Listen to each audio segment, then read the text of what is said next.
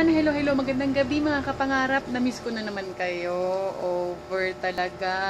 Hindi ko talaga mapigilan sarili ko na mag-vlog ngayon at mag-video para at least kahit papano updated po kayo sa aking mga fans.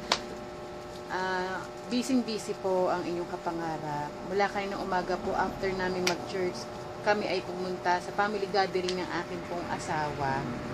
Doon po kami nagkaroon ng konting salo-salo at ang saya at nakakatuwa lang kasi for the first time sa kanila magkakapatid ay kumpleto po sila. Ay hindi po yata first time, parang third time dahil may mga kanya-kanya pong pinagkakaabalahan at ang dalawa po sa kapatid ng asawa ko ay nagbabarko. At ngayon po sa pangatlong pagkakataon ay nakumpleto po ulit sila. Kaya kami ay nagkaroon ng konting salo-salo. Sayang nga lang po, hindi ko alam kung mai-upload ko yung video kanina kasi wala po akong dalang cellphone. Hiniram ko po sa aking hipag. Hindi ko po alam kung paano isesend sa akin. Kaya ngayon hindi ko mapigil na hindi mag-update sa inyo ng akin pong ginawa buong maghapon. Ngayon po ay alas 11 o'clock, 11:30. Wala po pumata. 11:30 na po ng gabi. At ako po ay gumawa pa ng ano-ano sa bahay. Nagayos-ayos at yung gumawa po ako ng yelo. Yung sari-sari store po kasi namin ay inayos ko pa ng konti. Kaya yan po, very late na po. Pero okay lang po sa akin. Naisipan ko na i-update kayo or baka naman nami-miss nyo ng aking beauty. Kaya eto, ang inyong kapangarap, beauty kahit haggard. Ayan, kahit haggard, still beauty pa rin. Kasi I always smile. Kasi yan po ang the best medicine daw po para you still looking young, yung palaging nakasmile. Ewan ko kung bakit lumaking ganito yung bibig ko, siguro dahil sa kakatawa at kakangiti, kaya po ayan ang naging resulta. So mga kapangarap, susunod na video ko po, sana ay patuloy po kayo na manood ng aking mga vlog at lagi po nating tatandaan na sa ating pong buhay hindi po nawawala ang mga lubak-lubak na daan. Pero sa kabila po ng lubak, pag naman po yun na paglampasan natin, mararanasan po natin yung patag na daan. At yun po, ang alam ko sa akin po mga na-experience, ay lagi po natin kasama ang Panginoon. Lagi natin siyang kasama sa anumang laban ng buhay natin. Dumaan din po ako sa mga lubak na daan.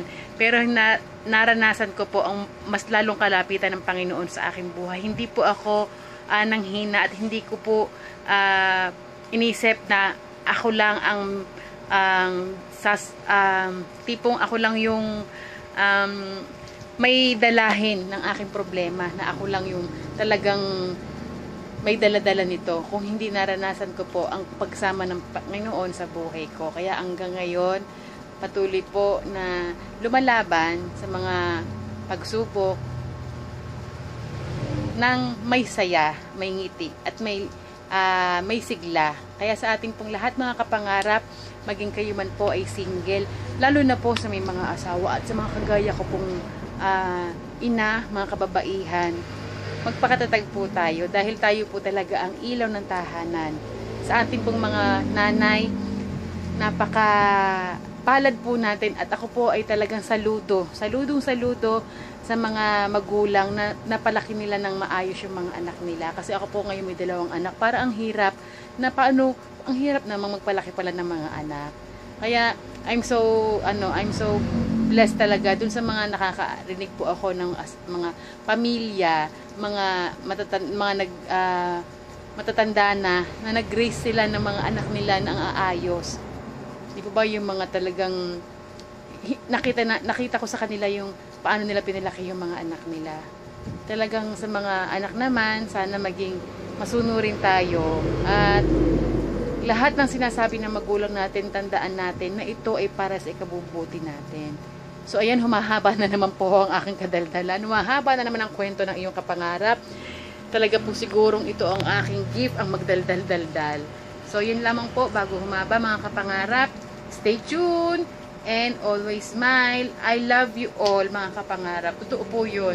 Lahat kayo na mag-subscribe sa akin at lahat kayo na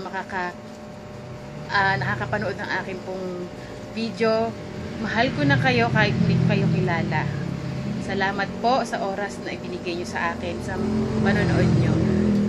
Ingat po palagi at tandaan, laging mag-smile. God bless everyone. Good night. Mwah!